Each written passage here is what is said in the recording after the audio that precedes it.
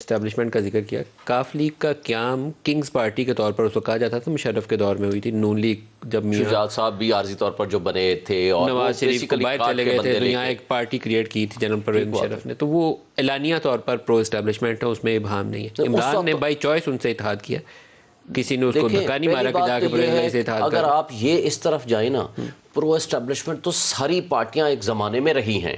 ہم بھٹو صاحب کن کے زمانے میں لیڈر بنے؟ ایوب خان. جب وہ پاپولر ہو گئے تو اسٹیبلشمنٹ نے ان کو پھانسی چڑھا دیا. عمران خان کس کے سہاروں پہ اچھا آئے تھے وہ بھی کوئی نواز شریف صاحب کو ضیاء الحق صاحب نے کہا میری زندگی ان کو لگ جائے، اور وہ پریکٹیکلی لگ گئی. وہ حادثے میں فارغ ہو گئے. اس سے پہلے 85 سے جب وہ وزیر اعلیٰ بنے، وہ کن کے کہنے پہ آئے اور کس طرح آگے چلے؟ خیر وہ چلتا رہا. جب وہ پاپولر لیڈر ہو گئے اسٹیبلشمنٹ اس سے خائف ہو گئی. عمران خان صاحب کے ساتھ بھی بہرحال جو ون پیجر سسٹم چلتا رہا وہ چلتا رہا، اور جب ان کو پاپولیرٹی مل گئی، جب وہ اپنے پاؤں پہ کھڑے ہونے لگ گئے تو ان کا اختلاف ہو گیا، لڑائی ہو گئی.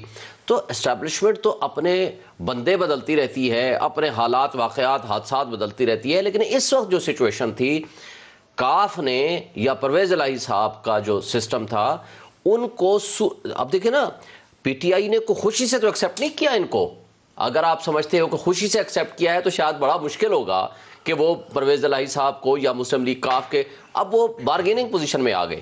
اگر وہ 10 بندے مائنس کرتے ہیں تو ان کی حکومت نہیں بنتی، وہ 10 بندے ادھر چلے جاتے ہیں تو ان کی حکومت بنتی ہے. پی ٹی ایم کی انہوں نے تو آفر کر دی تھی کہ آ جائیں پرویز الہی صاحب، ہم آپ کو دیتے ہیں. بقول ان کے، مجھے نہیں پتا، باجوہ صاحب کے کہنے پہ وہ ادھر چلے گئے.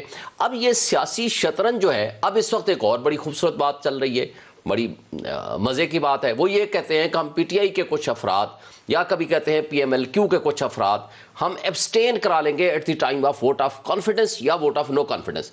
اگر ایبسٹین کی صورت میں بھی وہ اپنی سیٹوں سے چلے جائیں گے in the light of the judgment of the Supreme Court of Pakistan, یا اگر وہ ووٹ دیتے ہیں دوسری سائیڈ سے، اس صورت میں بھی ان کا ووٹ کاؤنٹ نہیں ہوگا. ووٹ آف کانفیڈنس صرف ایبسینٹ ہو جائیں گے تو اسی سے پرویز الہی کو مشکل پڑ جائے گی. 186 پورے ہوتے. لیکن اس میں پھر ایک صورت آئے گی، اس میں بھی رن آف الیکشن میں پھر دیکھا جائے گا کہ کس کے ووٹ زیادہ ہیں. جس کے ووٹ زیادہ ہوں گے وہ جیت جائے گا. خیر بات والی بات ہے، لیکن پھر یہ شطرنج پھر ایسی چلے گی.